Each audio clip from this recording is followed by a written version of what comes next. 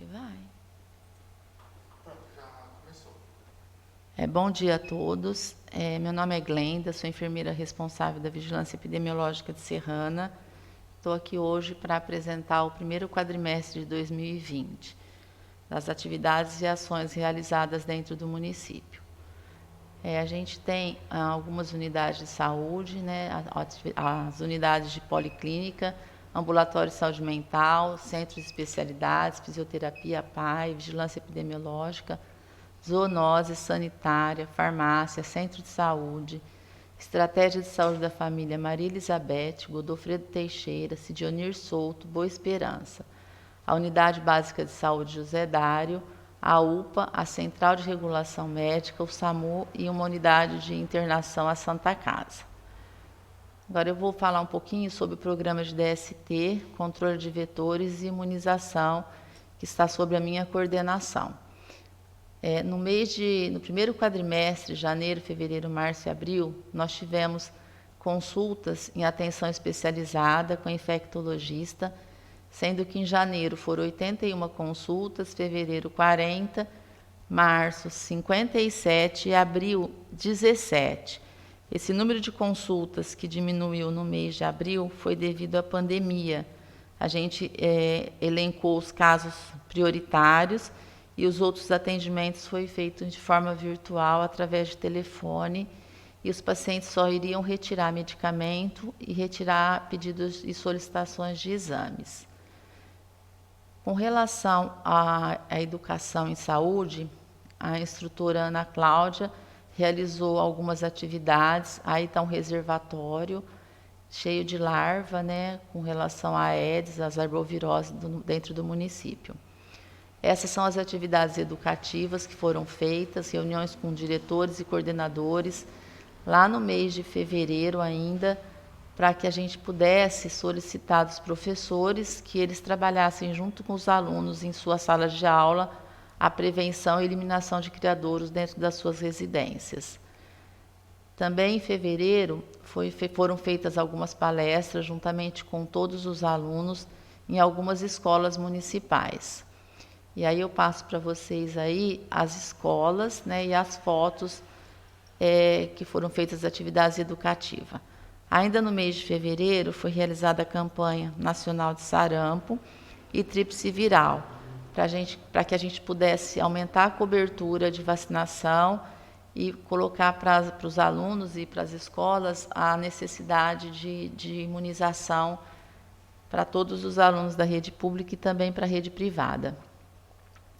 Ainda com relação às atividades de prevenção, foi realizada a palestra sobre dengue também em outras escolas, no período da manhã e da tarde, como vocês podem ver aí em todas as fotos. Tá? Essa também foi com as atividades de prevenção, só que foi realizada com os pais dos alunos das escolas. Foi uma atividade feita em parceria com a Secretaria Municipal da Saúde e a Secretaria Municipal da Educação. Essas também foram algumas palestras, e nessas palestras nós já iniciamos as atividades para a prevenção do Covid-19. Essa foto foi no CCI, que é o Centro de Convivência dos Idosos, e foi feita tanto no período da manhã como no período da tarde. Ainda umas fotos com relação ao CCI, onde a Ana Cláudia faz atividade de prevenção. Quando essas atividades de prevenção são realizadas, elas abordam os assuntos que foram elencados, mas também alguns outros assuntos que são de interesse dos idosos, e eles fazem algumas perguntas e a gente inicia a fala também de outros assuntos, tá? Essas são fotos ainda com relação à dengue e com relação ao coronavírus, no período da noite em algumas escolas. A Escola Maria Antônia, também orientação sobre arboviroses, que foi realizada junto à Usina da Pedra, uma parceria com a Usina da Pedra, onde foi feita as orientações de manhã e à tarde, e à noite também. Tá? Aí foram feitas algumas atividades na Fundação Cultural, com a Usina da Pedra também.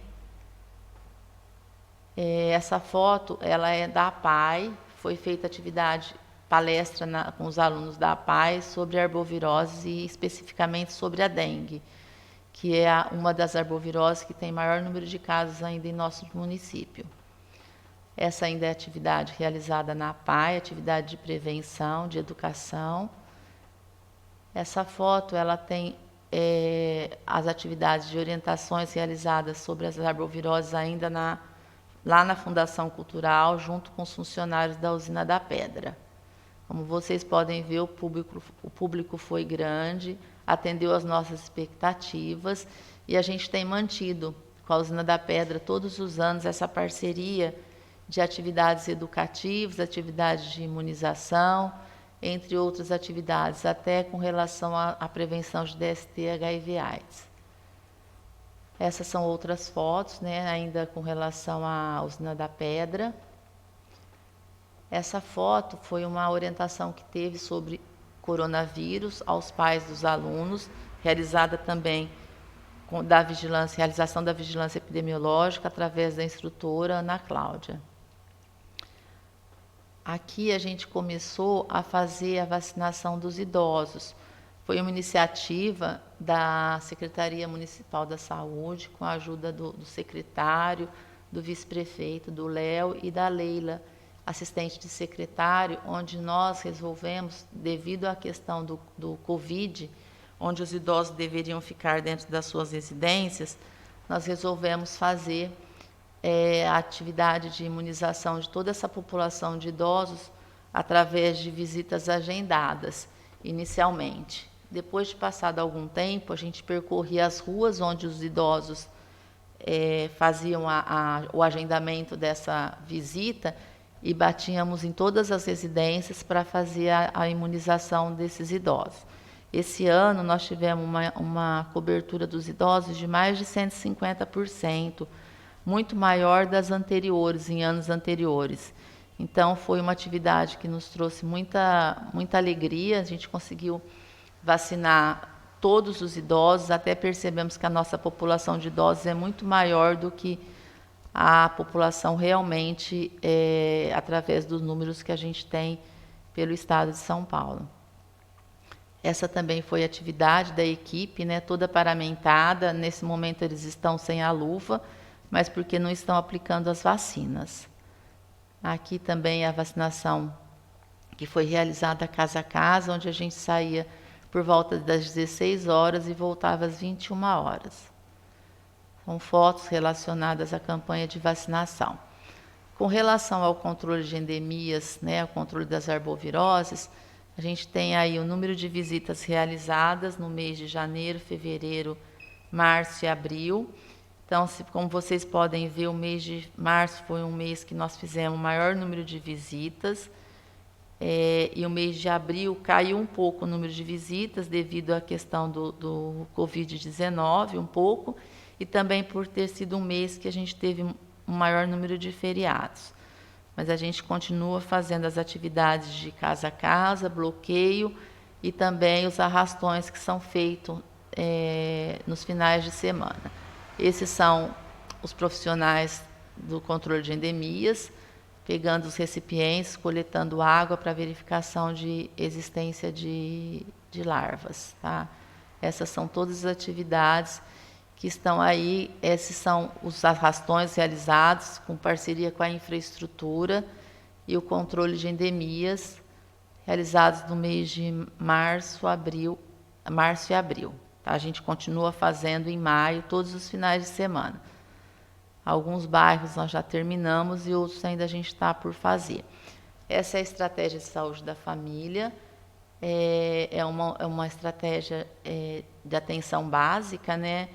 Onde a gente tem outras estratégias. Então, as atividades que eu vou dizer aqui, elas estão permeadas nas outras unidades. Nós preferimos deixar uma só unidade para a gente não se estender muito nessa apresentação. Mas as atividades de prevenção são realizadas da mesma forma para todas as unidades de atenção básica do município. Então, o secretário da Saúde, né, o José Carlos Moura, a articuladora da atenção no município, a Maria Ângela, e a coordenadora dessa estratégia é a Luzinete. Então, pelo que foi colocado, ela atendeu no primeiro quadrimestre 3.532 usuários. esse número talvez fosse um pouquinho maior, né, porque do mês de abril as visitas diminuíram um pouco devido à exposição ao Covid-19. Serviços disponíveis nessa unidade é o médico da família, que é o pediatra Dr. João, serviço de dentista e de enfermagem. Foram realizados 60 pré-natais, 683 consultas, 32 exames de Papa Nicolau, 85 visitas entre médicos e enfermeiros nas residências, 2.548 visitas pelos agentes comunitários de saúde e 180 atividades de medicação que seriam realizadas na unidade, foram realizadas no domicílio para facilitar a medicação. A produção de janeiro, então, foram feitas 12 reuniões de equipe, 21 retiradas de pontos, 150 coletas de sangue, 31 curativos, 812 verificações de pressão arterial, 154 verificação de glicemia, 2 palestras e 87 consultas em odontologia. Foram realizadas campanhas educativas com grupos de caminhada, palestras de gestantes e reuniões de equipe. As palestras de gestantes, essas são as fotos, a busca ativa de hipertensos e de diabéticos com atividade de orientação, palestras de gestantes ainda, grupos de caminhada, atividades em grupo. Agora eu vou falar um pouquinho sobre a ESF Elizabeth, vou mostrar alguns números, que também é da atenção básica, com a coordenação da enfermeira Maria Ângela. E a coordenadora da estratégia é a enfermeira Isabela. Então, a gente tem alguns números aí de produções que foram realizadas no mês de janeiro, fevereiro, março e abril, como visita domiciliar de enfermagem, do enfermeiro, do médico, atividade de prática corporal, planejamento familiar e alguns procedimentos como antropometria, glicemia, administração de medicamentos, verificação de pressão arterial, retiradas de ponto, curativos domiciliares, curativos na unidades, entre outros aí caracterizados nessa tabela, que vocês podem depois verificar com mais atenção. Com relação ao controle de zoonoses, a gente continua fazendo as atividades todas elencadas e dispostas dentro dos regulamentos das zoonoses, como a população atendida, né, pelo veterinário de cães e gatos, como vocês podem ver na tabela, no mês de janeiro, fevereiro e março, houve uma diminuição no mês de março e abril, devido à pandemia, assim como a aplicação de raticida em residências, animais capturados e recolhidos, atividades contra carrapatos, pombos, pulgas, escorpiões, caramujo, dedetização para pernilongos e contenção das arboviroses, consultas, retornos que foram atendidos, atendimento às mordeduras e observações de cães, animais que foram submetidos à eutanásia, animais doados, doação de carrapacida.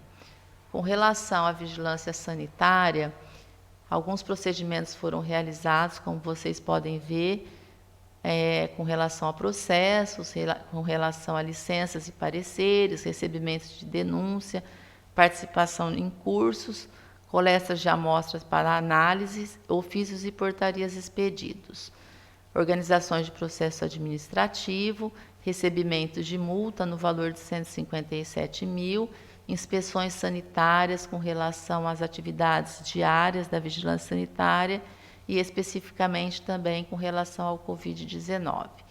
Foram feitas diversas ações do Ministério Público, Poder Judiciário, órgãos profissionais. Ainda com relação ao primeiro quadrimestre da Divisão de Vigilância Sanitária, foram ampliadas as ações de vigilância ambiental, saúde do trabalhador e amianto, a entrega dos CISPACs e as pactuações do GVS, ações de inutilização de produtos e pactuações internas. Durante a segunda quinzena do mês de março e o mês de abril, foram feitas algumas atividades mais especificamente voltadas ao Covid, que eu vou falar um pouquinho mais para frente. No primeiro quadrimestre ainda, com relação ao mês de janeiro e fevereiro, foram ações de prevenção ao Covid, ainda estávamos na fase de preventiva, de orientação em toda a população. Foi feito também atividade de prevenção em parceria com a Vigilância Sanitária e Epidemiológica e Secretaria da Saúde com relação às arbovirose. Foram feitas intensificações nas ações de alimento, coleta de amostra, fiscalizações e orientações, e foi dado andamento aos processos administrativos. Com relação ainda a janeiro e fevereiro, foram feitas organizações de arquivo de legislação temática, credenciamento de hospitais e avaliações das unidades de internações no município. Instalação de gabinete de crise com relação ao Covid entre março e abril, elaboração do plano de contingência, criação do Comitê Municipal de Prevenção ao Enfrentamento do Covid-19, a edições dos decretos que foram feitos em parceria, Secretaria Municipal da Saúde, Vigilância Epidemiológica, Vigilância Sanitária, Infraestrutura, Secretaria da Educação e da Assistência.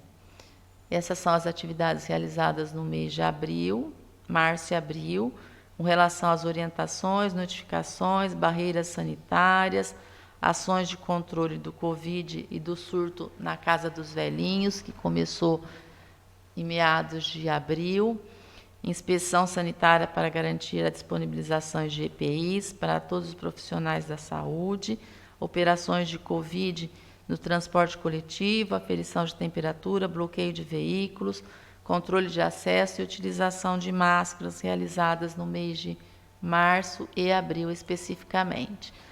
Ainda com relação ao Covid, no mês de março e abril, ações na zona rural, acompanhamento dos serviços funerários e óbitos que aconteceram com munícipes de Serrana, instauração de procedimentos administrativos e acompanhamento sanitário.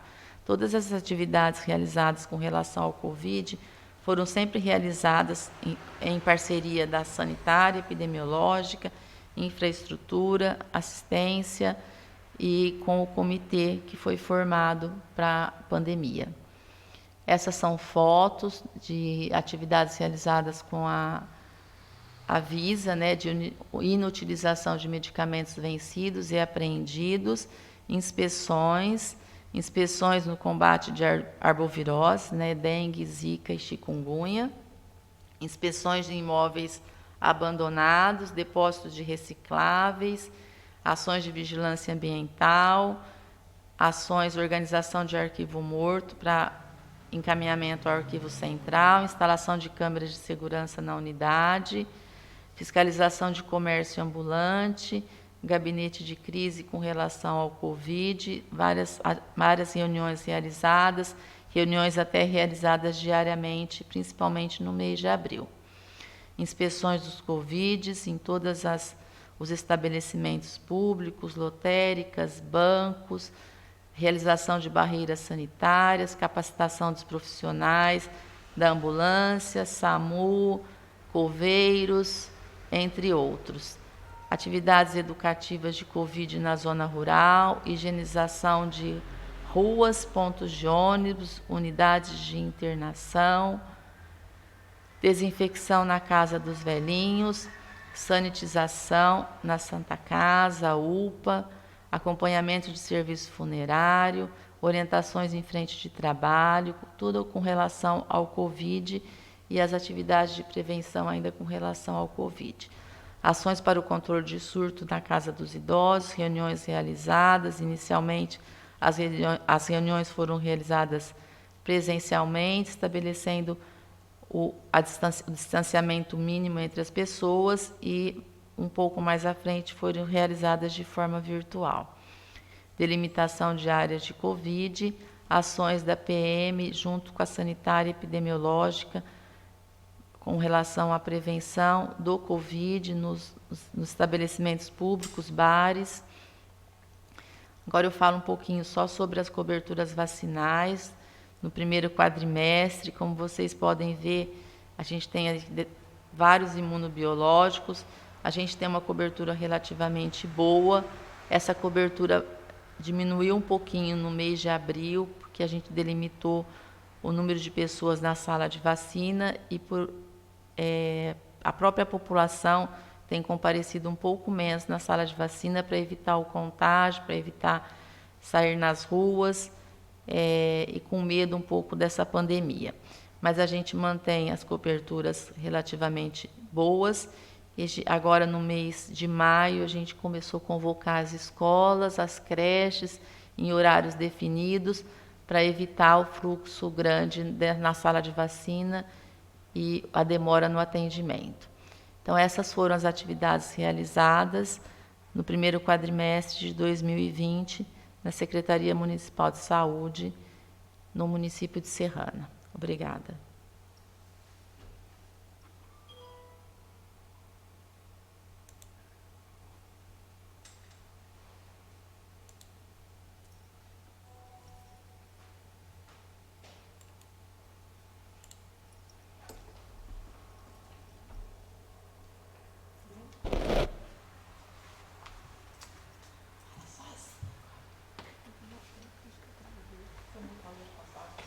Não tem problema.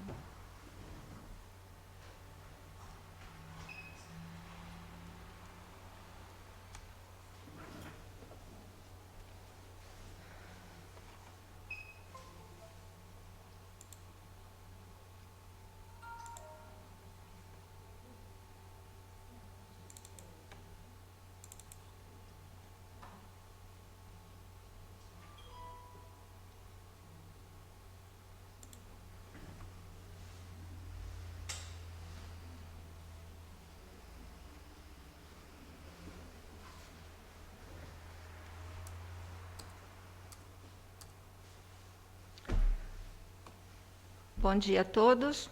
Apresentar a primeira audiência pública das prestações de contas do primeiro quadrimestre de 2020, que compõe o primeiro período de janeiro a abril de 2020. A legislação pertinente à obrigatoriedade de prestação de contas encontra-se na Lei de Responsabilidade Fiscal, no artigo 9º, parágrafo 4º, onde menciona que até o final dos meses de maio, setembro e fevereiro, o Poder Executivo demonstrará e avaliará o cumprimento das metas fiscais de cada quadrimestre em audiência pública, na comissão referida do parágrafo 1º do artigo 166 da Constituição, ou equivalente nas casas legislativas estaduais e municipais. Por isso que a prestação de contas é realizada na Câmara. O orçamento público é um documento legal, que ele é aprovado pelo Legislativo, e caso o Legislativo não aprove o orçamento, quando iniciar o exercício, nós temos que utilizar 1/12 do orçamento aprovado anteriormente pela Câmara Legislativa, no caso, 2021. Caso o orçamento referente a 21 não seja aprovado em tempo hábil pela Câmara, nós poderemos usar em janeiro 1/12 do orçamento aprovado para 2020, em fevereiro 2/12 e assim sucessivamente, até que o orçamento seja aprovado. O orçamento ele é único, ele compõe a previsão das receitas e das despesas para o exercício, juntando todas as entidades, Prefeitura, Câmara, Instituto de Previdência e Fundação Cultural.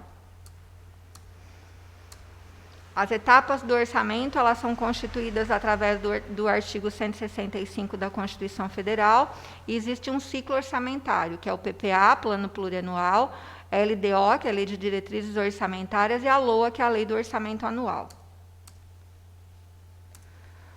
O PPA é a primeira peça orçamentária que compõe os dados contábeis. Ele é feito no primeiro ano de mandato do prefeito para os 4 próximos anos. Em seguida vem a LDO, que é a Lei de Diretrizes Orçamentárias, onde ela vai definir as metas e as prioridades. O próprio nome já diz, ela direciona o orçamento para o exercício seguinte.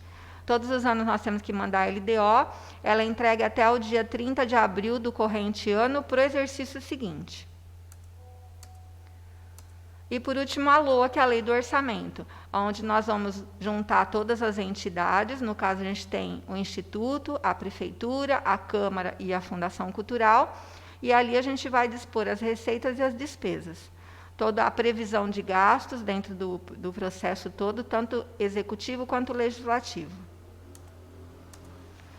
Nesse primeiro quadrimestre, de janeiro a abril, nós tivemos uma arrecadação num total de R$ 46.308.367,77, sendo R$ 4.250.753,27 do Instituto de Previdência, sendo de transferências federais e estaduais R$ 37.108.810,60, que deduz os R$ 4.066.796,40 de deduções do Fundeb, que são deduzidos do recurso que vem do federal e do estadual. Por isso que sobra uma receita de 46 milhões. Tirando a receita do IPREMOS, nós temos aí, na verdade, uma receita de 42 milhões só da prefeitura. As despesas do primeiro quadrimestre, nós pegamos sempre como base as despesas liquidadas, que são aquelas que já ocorreram, que já foram finalizadas, já foram entregue a mercadoria, o serviço já foi realizado. Nós tivemos um total de R$ 41.855.263,88, sendo do Instituto de Previdência R$ 2.673.381,87. Então, resta aí para a Prefeitura em torno de 39.400.000, mais ou menos, 39.200.000, mais ou menos. Sendo R$ 22.813.562,07 de pessoal e encargos, e o restante com outras despesas correntes e despesas de capital.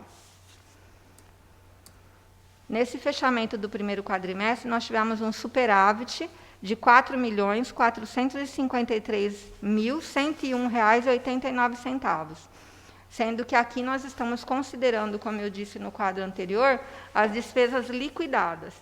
Provavelmente, com relação às despesas empenhadas, esse superávit ele vai ser totalmente utilizado, porque são contratos ou são empenhos, por exemplo, de energia, de telefone, de ticket, que é o vale alimentação, que a gente empenha para o exercício todo e que provavelmente será comprometido conforme as liquidações forem acontecendo. O gasto de pessoal. O limite imposto pelo Tribunal de Contas e pela Lei de Responsabilidade Fiscal é de 54% da receita corrente líquida. O 51,3%, que é o limite prudencial, é onde ele fala que a Prefeitura precisa tomar algumas providências para reduzir a folha, porque ela passou do limite prudencial. Então, em breve, ela pode ter estourado esse limite de 54%. Nós fechamos nesse primeiro quadrimestre 55,07%. Então, nós estamos acima, além do limite máximo. Tivemos uma receita corrente líquida de R$ 120.941.140,11. A gente precisa deixar claro aqui que esse primeiro quadrimestre da despesa de pessoal ele é o acumulado dos 12 meses. Então, ele pega do mês de maio do ano passado até abril deste ano. Aqui nós temos 13º, férias. Nesse mês de abril, em um pedaço do mês de março, nós tivemos muitas horas extras devido justamente à Covid-19, à pandemia. Nós tivemos uma queda na nossa arrecadação de março para abril de R$ 2 milhões. E de abril de 2019, em comparação com abril de 2020, de R$ 3 milhões. Então, tudo isso impacta negativamente na arrecadação ter diminuído e automaticamente sobe a porcentagem da folha. Mas, com certeza, nós vamos tomar providências com relação a esse continuar do exercício para a gente voltar a atingir o limite obrigatório por lei. Ok? Educação. Do período de janeiro a março, porque a educação, a obrigatoriedade é a prestação de contas a cada trimestre, nós tivemos uma arrecadação de R$ 19.672.078,43, sendo R$ 2.915.266,55 de recursos próprios, que são os impostos, transferências federais de R$ 7.997.732,02 e estaduais de R$ 8.759.079,86. Esses são só os recursos que são próprios e que têm que incidir na educação. Aqui não tem recursos vinculados, como Fundeb, QES, merenda, transporte, SUS, Estado, enfim. Desse total, 25% é obrigatório a gastar com educação, que seria um mínimo de R$ 4.918.019,61. Nós tivemos um total empenhado de R$ 4.523.740,16, totalizando 23%. No liquidado de R$ 3.989.072,22, num total de 20,28%. E no pago de R$ 3.838.164,77, uma porcentagem de 19,51%. Então, nesse fechamento do primeiro trimestre, nós não atingimos ainda os 25% da obrigatoriedade imposta por lei. Só que essa porcentagem é para o exercício, no fechamento de 2020. Justamente por isso que existe esse acompanhamento trimestral, para que nós verifiquemos se precisamos incidir e aplicar mais recursos na educação para atingir a obrigatoriedade dos 25%. Ok? O Fundeb. O Fundeb ele vem 100% para ser gasto com a educação, sendo o mínimo de 60% com o magistério e o máximo de 40% com outros profissionais da educação. Nós tivemos uma arrecadação também de janeiro a março, porque a obrigatoriedade da educação é trimestral, de R$ 9.163.815,18. Todo o dinheiro vinculado ele é aplicado e ele rendeu R$ 6.005,73, totalizando R$ 9.169.820,91. Desse total, 60%, que é o mínimo com o magistério, dá um total de R$ 5.501.892,55. E a diferença de R$ 3.667.928,36 com os 40%. Nós tivemos no total empenhado 99,60. Significa que a gente não aplicou 100% do Fundeb nesse primeiro trimestre. Contudo, dos 60%, que é o magistério, nós aplicamos 68,94%. Então, 8,94% acima da obrigatoriedade dos 60%. E 30,67% com relação aos 40%, isso no empenhado. No liquidado, nós tivemos 67,3% com o magistério, que o mínimo é 60%, e 25,97% com os 40%. E no pago, 43,54% no magistério e 17,04% nos 40%. Cabe salientar aqui que o liquidado, como eu sempre digo, é o que efetivamente já aconteceu, é o serviço que já foi realizado, o professor que já trabalhou, os encargos que são pertinentes daquele trabalho realizado, o vale alimentação. Já o pago, por que sempre é menor do que o liquidado se nós estamos fechando o trimestre? Porque o pagamento de março ocorre no mês de abril. Então, nós estamos aqui aplicando os mais de 60% com o magistério, menos de 40% com os outros profissionais, e não totalizou o 100% do Fundeb, porque é o fechamento do primeiro trimestre. A obrigatoriedade é aplicar no exercício, por isso o acompanhamento a cada trimestre, e não pode aplicar menos que 60% com o magistério e nem mais de 40% com os outros profissionais. Essa parte nós estamos cumprindo rigorosamente. E o último quadro é da saúde. A saúde ela também impõe algumas receitas próprias para aplicação de 15%, a obrigatoriedade é 10% a menos do que com a educação. As receitas são as mesmas, porém a obrigatoriedade de prestação de contas da saúde é quadrimestral, então de janeiro a abril, diferente da educação que é de janeiro a março. Por essa razão, os valores são um pouco maiores, porque nós temos um mês a mais aqui de arrecadação.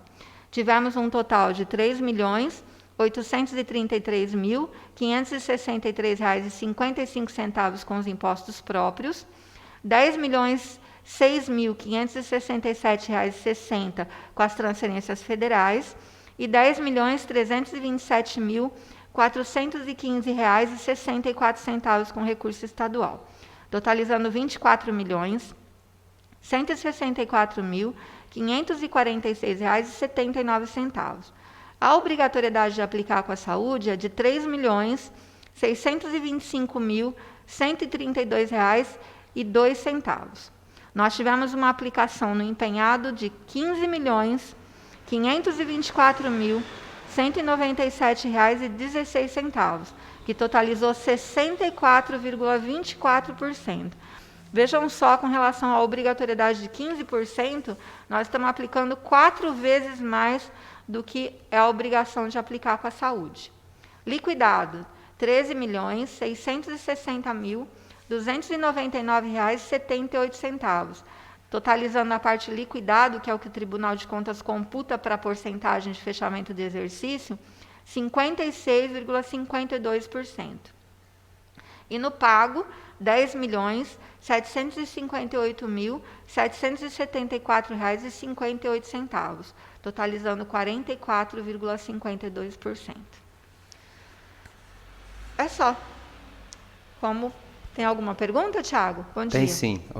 Bom dia. Eu queria só, até não fugindo tanto dessa questão, que eu sei que isso aí já foi, o que foi gasto, mas só para ter um entendimento do que está acontecendo aí na educação, na questão financeira. Porque tem um entendimento aí do Fundeb, tem os professores que faziam a dobra, aí está sendo, acho que, diminuída ou suspensa no seu total. Parece que até os monitores também. Então, não sei se você consegue dar um parâmetro para a gente poder ter até um entendimento do que está acontecendo, para a gente poder, se for o caso, até atuar em cima disso, né, da melhor forma, aí, com bastante precaução, porque a gente sabe que é um dinheiro, o Fundeb é um dinheiro blindado, né, uma questão realmente muito rigorosa, que a Prefeitura tem muita limitação nesse remanejo aí, que ele é direcionado direto à educação. Sim, como eu expliquei no quadro anterior, que eu acho que você estava chegando no momento, o pessoal teve um entendimento contraditório com relação ao que foi conversado.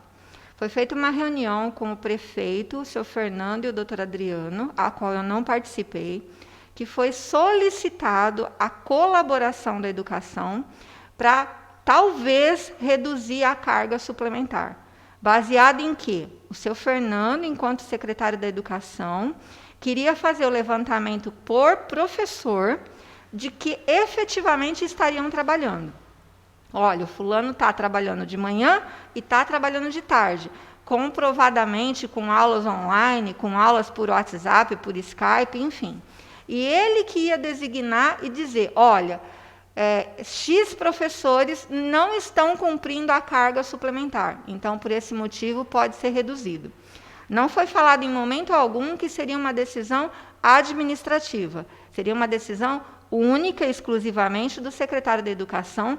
Isso foi muito bem falado na reunião que eu estive presente. Qual o intuito seria? De reduzir despesas, certo? Porque o dinheiro do Fundeb, ele é usado com o Fundeb. Então, no quadro que eu apresentei, os 60% do magistério, nós aplicamos 68 de janeiro a março. No empenhado, 67 no liquidado, dentro dos parâmetros. 8 a mais. 8% Sempre a mais. Todo ano a gente aplica mais. E eu deixei claro lá para as professoras que, caso tivesse essa redução por determinação do secretário, esse dinheiro ficaria na conta do Fundeb para, durante o exercício, continuar se pagando o salário, e em dezembro, caso nós não tivéssemos aplicado 60% com o magistério, seria feito o rateio. Foi muito bem esclarecido isso para as professoras. Em momento algum foi dito que nós vamos usar o dinheiro do Fundeb para outra finalidade, mesmo porque não pode. Isso é ilegal, nós não fazemos nada ilegal, certo? Até te pegando um gancho, quando foi levantada essa situação, né, imediatamente a Câmara já agiria, né? A gente até conversando com o Denis, né, o presidente da Câmara, e imediatamente a gente já iria agir, porque é um recurso. Mas aí depois a gente foi lá, conversou e viu que tinha algumas outras situações aí que ainda não estava efetivamente concreto essa situação, né? Inclusive, Tiago, se vocês quiserem, eu tenho a ata da reunião assinada por todos os professores presentes e pelo secretário Importante. e pelo Leonardo, onde consta o que foi efetivamente falado nessa reunião. Não sei se você pode Sim, ela fornecer é pública. uma cópia. Sim. Eu pego então na prefeitura Sim, com eu você forneço na pra parte você da sem tarde. problema algum. Legal, tá bom. Tá? Que ali consta o que foi Até falado. para a gente poder ajudar nesse entendimento, eu estou falando isso no sentido de poder tentar, né, contribuir. Sim. Se não está havendo essa situação, para a gente poder, porque boatos e situações que ocorrem, né? Sim. Até para a gente poder tentar auxiliar, né, esclarecer, né, junto ao poder público, Sim. que a gente, como Câmara, é cobrado, né? Sim, com certeza. E então, assim, ainda não está suspensa a dobra. Não foi suspenso. Foi sugerido e pedido uma colaboração se existisse a possibilidade. O seu Fernando, até o momento, não mandou nenhum documento para a gente dizendo, olha, a professora A, B e C não estão cumprindo com a carga da dobra, que é a carga suplementar, e podem ser suspensos. Até o momento, ele não mandou nenhum documento. Ele deve estar justamente fazendo o levantamento, verificando se todas realmente estão cumprindo com o trabalho em duplo horário, mesmo que em casa ou pelo serviço online, para que depois ele também justifique para a gente. Os monitores também, Os mesma monitores foram cortados, porque eles efetivamente não estão trabalhando 2 períodos. Tá. O seu Fernando já mandou um ofício para nós já cancelamos os monitores e dispensamos todos os estagiários da educação, porque não está existindo a aula presencial. Porém, quando retornar à sala de aula, os monitores vão ser novamente colocados com a carga, de acordo com a necessidade. No caso, o monitor, quando fala monitor, é porque ele tem a carga suplementar dele, é isso? Sim, a carga suplementar. O salário dele, Continua tudo normal, continua normal. Claro, normal. É só o que era acrescido em cima disso devido à aula presencial. Exatamente. Assim como os professores, se for cortar alguma coisa, caso o seu Fernando mande um ofício mencionando, é aquele professor que tem o salário dele, que ele vai continuar ganhando, estando trabalhando online ou não, porque ele é funcionário, mas vai ser cortada apenas a carga caso ele não esteja fazendo a dobra. Ah, tá. Certo?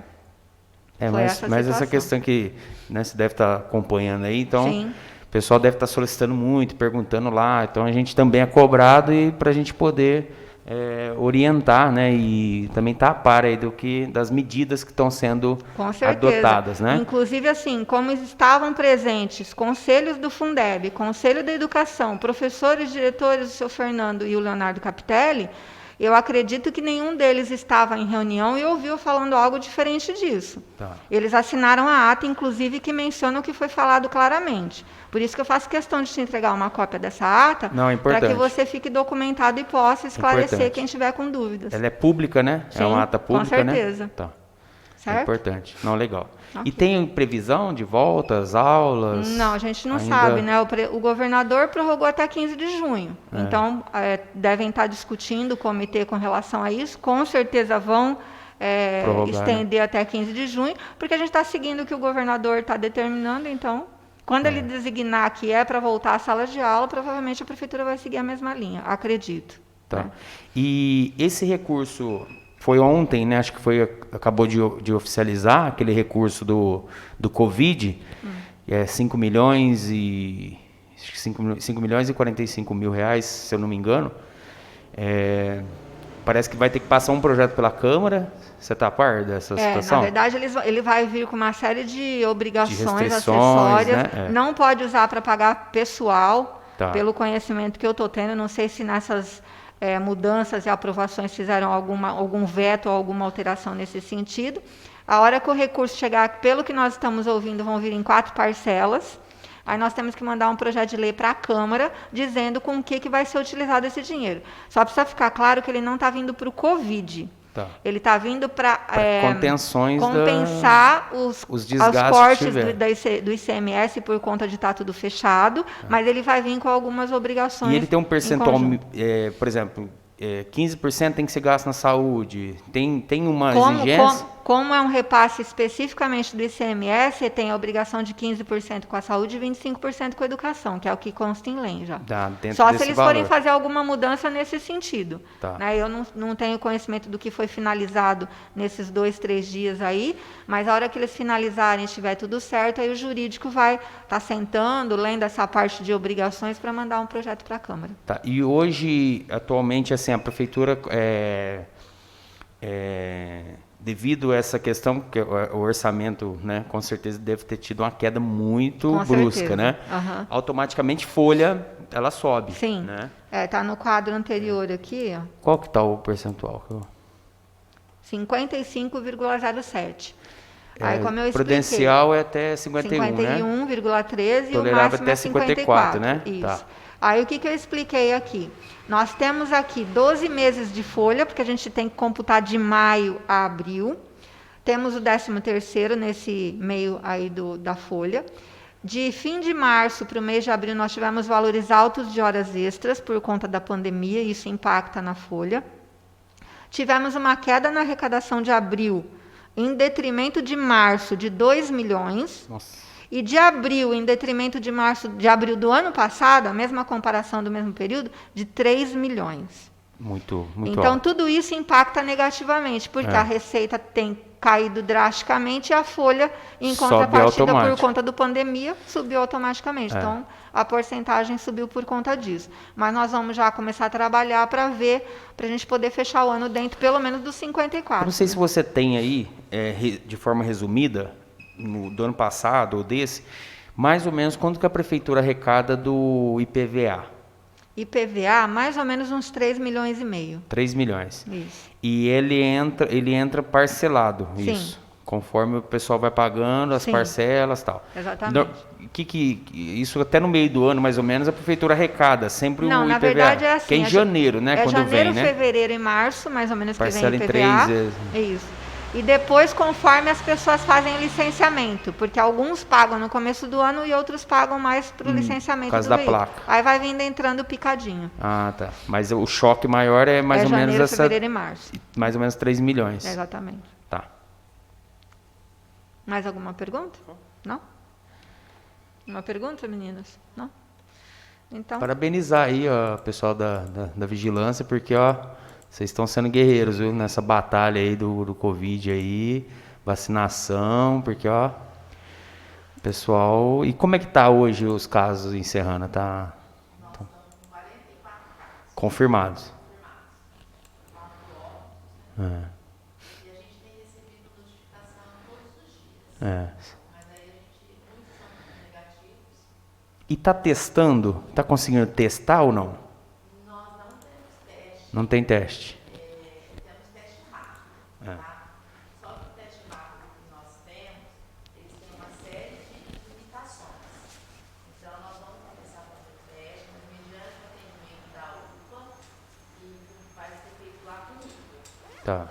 Mas eu não consigo fazer teste na população, porque eu dependo do início dos sintomas. O Ministério pactuou que só é com pacientes com comorbidades, acima de 60 anos, profissionais da saúde. Por enquanto é isso. Tá. O problema maior é que tem que ter sintomas. Tá? Esse teste tem que ter sintomas. Porque, Glenda, só pegando um gancho, eu não sei até se você, acho que deve estar ainda transmitindo, se quiser falar no microfone, acho que é até melhor, porque o pessoal consegue entender. Até fugindo, até não é nem obrigação, né, não está nem fazendo parte aqui da quadra, mas até agradeço pelo esclarecimento. É até importante para a gente poder orientar o pessoal. É porque assim, a gente está vendo nas cidades que chega teste rápido, aí faz um trabalho na cidade, não sei se... Parece que o pessoal vai nas casas fazer testes, porque tem os assintomáticos também. Né? Isso, Ribeirão fez uma pesquisa em parceria da Secretaria com o Dr. Benedito e a USP, e nós já conversamos com ele, nós estamos vendo a possibilidade de ser feito em Serrana, mas o teste rápido, ele tem que ter, para o Ministério, eu só posso fazer se o paciente tiver sintomas, e tem uma série de critérios. Ah, tá. Quando a gente for fazer essa pesquisa, que a gente tem conversado muito com o pessoal lá do HC, do HE, eles vão usar não só o teste rápido, mas outros testes, inclusive o SUAB. Então, dá para você fazer alguma coisa para ter certeza do resultado. Se eu fizer um teste rápido hoje de um paciente que não tem sintoma, eu vou dar um resultado para ele errado. Tá? Eu vou dar um resultado que eu não sei. Ele não tem sintoma, eu não sei se ele está na fase de produção de anticorpos, se ele está na fase inicial da doença. Então, eu não tenho como fazer. Eu tenho que obedecer todos os critérios do Ministério nesse momento. Mas a pessoa chegou lá na UPA, ela está com sintomas, ela é testada? Não é testada, porque ela tem que ter, no mínimo, para fazer o teste rápido, 8 dias de sintomas. Ah, tá. E para fazer o PCR, que é o que eu encaminho para o Adolfo Lutz, só para profissionais da saúde. O Ministério não abriu para a população o PCR, porque os laboratórios estão todos lotados. E Tem veio muito uma exame. quantidade alta de teste ou não? Oi? Chegou uma quantidade A alta gente de chegou teste? a 300 testes até 300? esse momento. Isso. E foi feito alguns deles ou ainda não? Eu fiz 4 testes. 4. Tá? Eu fiz um para um profissional da saúde, que já estava no 10º dia de sintomas. E confirmou? Deu negativo. Deu negativo. Isso significa que ela não produziu anticorpos, então ela não teve a doença. Eu fiz logo que chegou numa profissional da saúde também, deu positivo, porque ela já era positiva mesmo, então eu fiz para testar. Para ver se ele batia Isso. com a... E eu fiz um outro em outra profissional da saúde que tinha dado negativo, para ver se realmente o teste ia dar negativo. Então, os dois confirmaram os resultados que a gente já tinha anteriormente realizado com o PCR, né? Agora, fiz mais um teste de um outro profissional que também deu negativo. Tá. E hoje o Serrana comporta, tem leito disponível, tem o HE, como é que está a capacidade hoje? Eu não sei te dizer de capacidade hospitalar, porque a gente não tem um hospital específico para internação. A gente pede a vaga e vai para regulação. Prioritariamente, sai no HE. Tá. Prioritariamente. Até ontem, o HE estava lotado. Não tinha vaga, nós encaminhamos via regulação para a unidade de emergência de Ribeirão. Ah, tá. Quando precisou, aí aqui já não dava mais, já teve que ir para Não dava Ribeirão. mais, porque o HE até então está recebendo paciente da região inteira, inclusive de Ribeirão. Do Covid. Do Covid e algumas outras. Tá. Ele está como regulação para Covid, mas tem outras patologias que internam aí, porque não está só para Covid atualmente o hospital. Tá.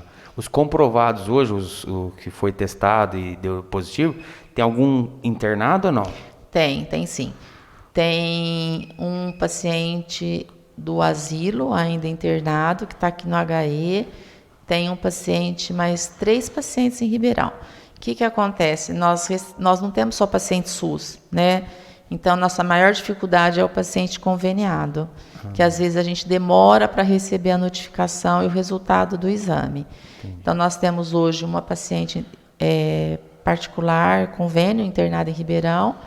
Nós temos um paciente do asilo internado aqui no HE. Nós temos mais um paciente internado em Ribeirão, que foi transferido. E o outro eu não me lembro, Tiago, mas são 4 pacientes que estão internados, não estão em estado grave, tá? Nós só tivemos essa paciente que foi regulada, hoje é sexta, quarta-feira à noite, foi para o HE, não foi Covid, mas ela foi a óbito na madrugada. Nossa. E foi sepultada ontem de manhã. Nossa. Mas ela não foi Covid. Não foi Covid. Não, foi testado e foi negativo. Deu negativo. Estava com suspeita, mas confirmou ela que foi tinha negativo. Quadro de síndrome respiratória aguda grave. Foi para Ribeirão, já entubada, entubou na UPA. A USA veio buscá-la, foi para HCUE, mas testou lá e deu negativo. Deu negativo. Tá? Tá bom. Obrigado, mas a gente tem cercado de todos os lados. Trabalhando na rua, tentando fazer com que a população use máscara, o álcool gel, porque a tendência é complicar um pouquinho mais agora, né? Com essa flexibilização aí, né? Também. Eu acho que a flexibilização vai piorar um pouco mais. Mas a gente tem a questão de leitos também, né? A gente tem que pensar que o paciente grave ele precisa de leito. E a gente não tem fábrica de leitos, né? A gente tem que, por isso que a gente fica no pé da população, tenta convencê-la de que é necessário ficar em casa, mas você sabe que em Serrana a coisa está bem difícil, né? Ninguém está respeitando, ninguém usa máscara, os comércios estão abrindo, bares, é complicado à noite, final de semana, a gente tem feito alguma atividade, mas não é fácil, não. Tá bom, Glenda. Obrigado, viu? Uhum. E parabéns, viu, para vocês lá, né? Em nome de vocês, toda a equipe aí, pessoal que está envolvido aí, que a gente tem acompanhado as barreiras sanitárias, o trabalho que está sendo feito aí. Tá? Major, só te fazer uma pergunta, às vezes a pessoa até pergunta para a gente. Hoje, atualmente, não sei se você pode informar, se você tem isso. Hoje a prefeitura tem em caixa, hoje disponível, quanto?